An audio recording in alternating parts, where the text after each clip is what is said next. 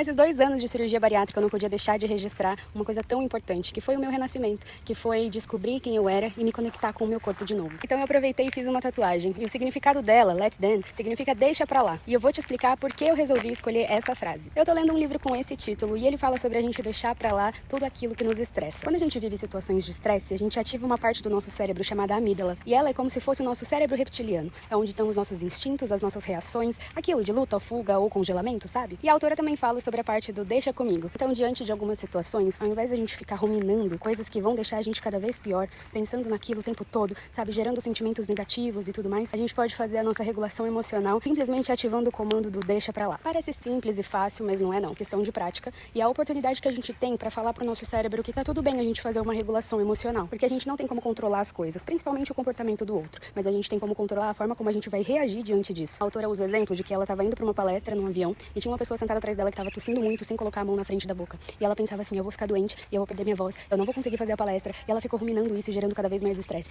E aí nessa hora ela ativa o deixa pra lá. E aí o cérebro entende que ela não precisa ficar alimentando esse tipo de pensamento. E aí ela vai e pensa no deixa comigo. O que eu posso fazer diante dessa situação para que não gere cada vez mais estresse pra mim? E quando ela dá a oportunidade do cérebro reptiliano dar uma desligada e voltar a pensar racionalmente, que é fazer uma regulação emocional, ela entra na parte do deixa comigo. O que tava no alcance dela nessa situação pra fazer? Ela colocou um lenço na boca, tampando a boca e o nariz como se fosse uma máscara, e colocou um fone de ouvido pra não ficar ouvindo a pessoa tossir. Ela ainda comenta que se fosse antigamente, antes dessa teoria, ela ainda fica ruminando e falando pra todo mundo quando chegasse no destino que tinha alguém sentado atrás dela que não parou de tossir, que aquilo poderia deixar ela doente, ia ficar lembrando daquilo. Passado um ano, ela ia falar, nossa, eu fui pra aquele destino e tinha uma pessoa que sentou atrás de mim, blá, blá, blá, blá. Tudo isso pra contar a história da minha nova tatuagem. É só o começo de uma longa história.